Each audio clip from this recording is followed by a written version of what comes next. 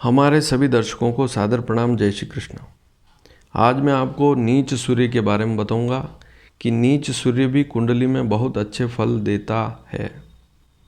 जब भी आप कुंडली दिखाने जाते हैं तो पंडित जी कहते हैं कि आपका सूर्य नीच का है। फिर दूसरे पंडित के पास जाते हैं तब भी यह बात सुनने में आती है कि सूर्य नीच का है, और इनको सिखाने वाले भी हम ही हैं। हमारा ही दोष है कि हम किसी व्यक्ति को कहते हैं कि आपकी कुंडली में सूर्य नीच का है, और नीच वाली स्थिति में व्यक्ति सुनते ही प्रश्न करेगा। जिसने नहीं सुना है वह पूछेगा ये नीच का क्या होता है, कि नीच का अर्थ खराब, बहुत बुरा।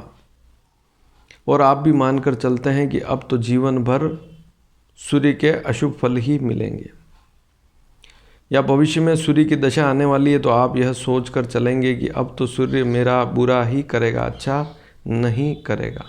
और यहीं आप सबसे बड़ी गलती कर बैठते हैं। और जब आप सूर्य की दशा भोगते हैं तो आपको पता लगता है कि सूर्य ने तो आपको फ़ायदा दे दिया, आपको ज़मीन से उठाकर आसमान में बिठा दिया, या आपकी स्थिति काफ़ी अच्छी हो गई। तो ऐसी स्थितियाँ भी कुंडली में बनती है। सूर्य नीच का हो तब भी लाभ देता है। आज इसी विषय पर चर्चा करेंगे। सबसे पहली बात कि सूर्य आप जानते हैं कि मेष राशि पर उच्च का होता है और तुला राशि पर नीच का होता है, अर्थात 7 नंबर पर नीच का। 7 नंबर अंक पर बैठा हुआ है कुंडली में कहीं पर भी तो नीच का कहलाता है, और 1 नंबर अंक पर कुंडली में कहीं पर भी बैठा है तो उच्च का कहलाता है। और इसकी डिग्री भी बताई गई है, 10 डिग्री तक हो, 0 से 10 डिग्री के बीच में हो तो सूर्य उच्च का या नीच का होता है अपनी अपनी राशि पर। मेष राशि पर 10 डिग्री तक उच्च का और तुला राशि पर 10 डिग्री तक नीच का होता है, और वह बहुत ही खराब फल देता है, ऐसा सुनने में आता है। लेकिन आपने शायद नहीं पढ़ा हो, लेकिन कई ऐसी पुस्तकें हैं जो बहुत प्राचीन भी हैं, अच्छी पुस्तकें हैं और अच्छे छापे खाने से छपी हुई पुस्तकें हैं। उसमें विद्वानों ने मेष के सूर्य को खराब बताया है और तुला के सूर्य को अच्छा बताया है। उन्होंने लिखा है कि यदि सूर्य उच्च का हो तो व्यक्ति यदि बहुत ज़्यादा ऊंचा हो जाए तब भी उसमें अभिमान, अहंकार, घमंड और वह उल्टे सीधे काम करने शुरू कर देता है। और नीच का सूर्य है, ऐसी स्थिति में व्यक्ति आध्यात्मिक हो जाता है, बहुत सी स्थितियाँ उसकी अच्छी भी हो जाती है। आपको यह बात सुनने में बड़ी अजीब लग रही है, लेकिन जब आप प्रैक्टिकल करेंगे तब आपको पता लगेगा, क्योंकि 15 अक्टूबर से 15 नवंबर के बीच में सूर्य नीच का होता है हर वर्ष।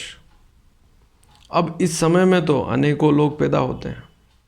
क्या सभी की कुंडली में सूर्य की दशा आएगी और उनको खराब फल मिलेगा? जरा आप ध्यान दीजिए और ऐसे लोगों को भी टटोलिए जो भारत के बहुत प्रतिष्ठित लोग हैं और जिनका जन्म 15 अक्टूबर से 15 नवंबर के बीच में हुआ है। जरा उनकी कुंडली कहीं से भी ढूंढ लीजिए और पता करिए कि क्या उनके जीवन में सूर्य ने उनको नुकसान दिया है। तो आपको पता लगेगा कि नीच का सूर्य होते हुए भी उन्होंने जीवन में बहुत अच्छी उपलब्धियां हासिल की है। बड़े बड़े सितारे भी हैं और बड़े बड़े व्यापारी भी हैं, बड़े बड़े राजनीतिज्ञ भी हैं, बड़े बड़े डॉक्टर भी हैं, बड़े बड़े सर्जन भी हैं, बड़े बड़े वैज्ञानिक भी हैं, बड़े बड़े कवि भी हैं जिनकी कुंडली में सूर्य नीच का है, और वे जीवन में बहुत अच्छी कीर्ति हासिल कर चुके हैं नीच के सूर्य से। लेकिन आपने तो यह धारण कर लिया कि अब मेरा सूर्य नीच का है तो मुझे बुरा फल ही मिलेगा। देखिए, मेष राशि पर उच्च का क्यों होता है? मेष राशि पर सूर्य कब होता है?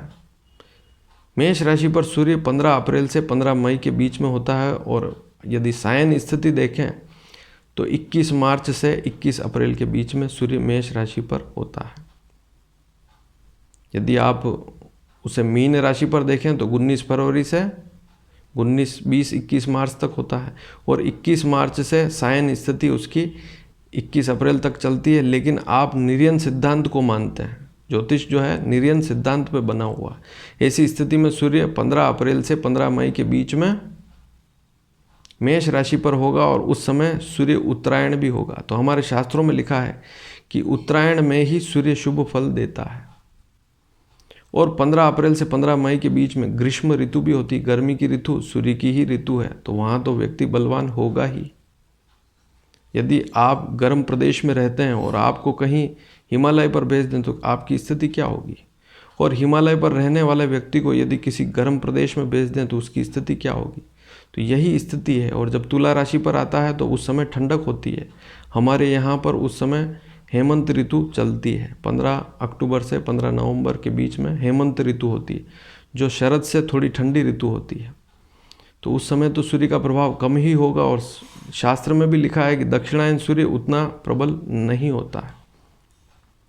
लेकिन कुंडली में यदि सिंह लग्न है, मेष लग्न है, धनु लग्न है, लग्न में जहाँ मेष राशि लिखी हुई है, सिंह राशि लिखी हुई है, धनु राशि लिखी हुई है, ऐसी स्थिति में सूर्य नीच का होकर भी कहीं पर भी कुंडली में बैठा है। वैसे मेष पर यदि है, मेष लग्न है तो सप्तम में नीच का होगा। सिंह लग्न है तो ऐसी स्थिति में सूर्य तीसरे भाव में नीच का होगा, और धनु लग्न है तो एकादश में सूर्य नीच का होगा। ऐसी स्थिति में सूर्य की महादशा में शुभ फल मिलते हैं। अब एक बात और ध्यान में रखें,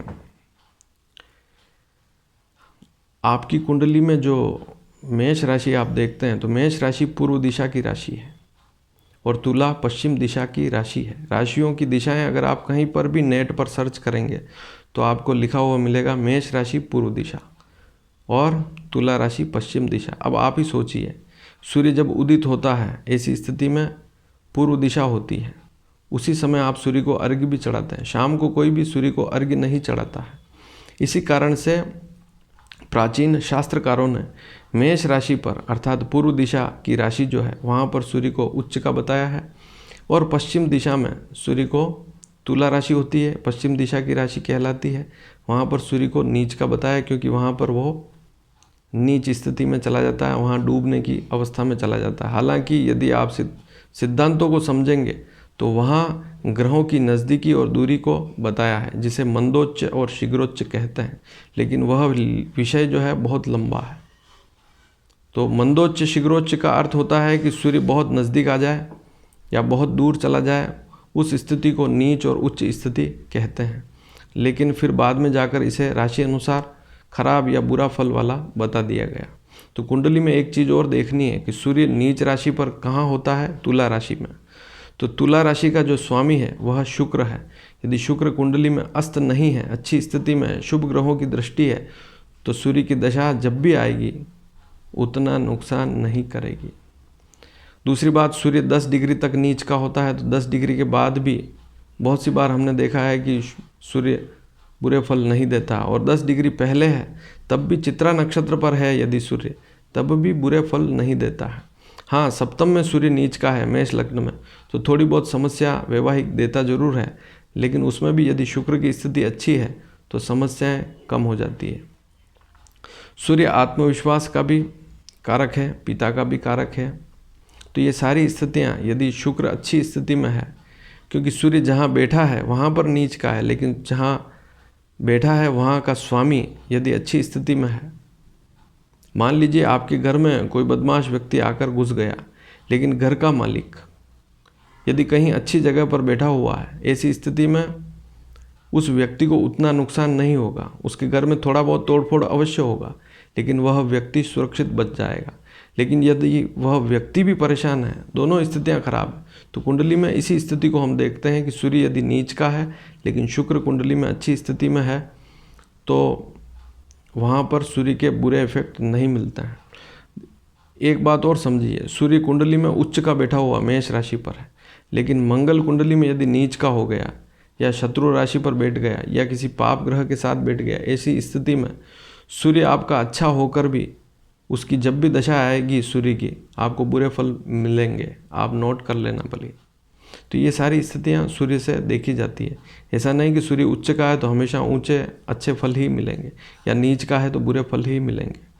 सूर्य दशम भाव में नीच का हो, सूर्य एकादश में नीच का हो, सूर्य लग्न में नीच का हो, सूर्य तीसरे भाव में नीच का हो, सूर्य 7वें भाव में नीच का हो, ऐसी स्थिति में भी यदि शुक्र अच्छी स्थिति में है, शुक्र जो है वो सूर्य से 1-2 भाव आगे पीछे ही होगा, या सूर्य के साथ है, अस्त है, तो स्थितियाँ थोड़ी सी खराब हो सकती है। लेकिन सभी स्थितियों को आप खराब नहीं कह सकते, 15 अक्टूबर से 15 नवंबर के बीच में बहुत से लोग जन्म लेते हैं। सबकी कुंडली में सूर्य नीच का होता है, लेकिन सभी दुख देखते हैं। यह बात बिल्कुल भी सही नहीं है। तो सूर्य नीच का जो है, हमने अनेकों कुंडलियों में नीच के सूर्य को देखा है। उसके बाद भी व्यक्ति बहुत ऊंचे पद पर है, बहुत अच्छी प्रतिष्ठा प्राप्त कर चुका है, उसको धन की भी कमी नहीं है, पारिवारिक स्थिति भी अच्छी है और सारी स्थितियां अच्छी है। शरीर में हड्डियों का कारक भी सूर्य है। तो सूर्य यदि खराब स्थिति में है तो हड्डियों में रोग, समस्याएं, कैल्शियम की कमी होना, और सूर्य और ज़्यादा खराब स्थिति में तो बहुत सी बार कैल्शियम बढ़ भी जाता है। ज़्यादा कैल्शियम बढ़ना भी ठीक नहीं है, ज़्यादा कैल्शियम कम होना भी ठीक नहीं है। तो ये सारी स्थितियां भी सूर्य से देखी जाती है। हमारी जो सीधी आँख है उसकी स्थिति भी सूर्य से देखी जाती है। हमारे जो बाल झड़ते हैं वे भी सूर्य से देखे जाते हैं। सूर्य वैसे उच्च का हो तब भी बाल झड़ते हैं। लग्न में सूर्य उच्च का बैठा हुआ फिर भी हमने देखा है लोगों को आँखों की भी समस्याएं होती है, बाल भी झड़ते हैं उच्च का सूर्य होते हुए भी, क्योंकि सूर्य के गुण हैं। सूर्य को शास्त्रों में अल्पकेशी कहा गया है कि सूर्य जिसके लग्न में हो, उच्च की स्थिति में हो, चाहे नीच की स्थिति में हो, वहाँ बाल झड़ने की शिकायत भी रहती है। तो ये सारी बातें समझनी होती है। जैसे सिंह लग्न की कुंडली है, और सिंह लग्न की कुंडली में सूर्य यदि खराब स्थिति में 6, 8, 12 में या पाप ग्रह के साथ बैठा हुआ, ऐसी स्थिति में हड्डियों में रोग होने भी शुरू हो जाता है। तो केवल मात्र तुला राशि के सूर्य को खराब कहना जरूरी नहीं कि तुला राशि का सूर्य हमेशा खराब फल दे। तो इस बात पर हमेशा ध्यान देवें। धन्यवाद। जय श्री कृष्ण।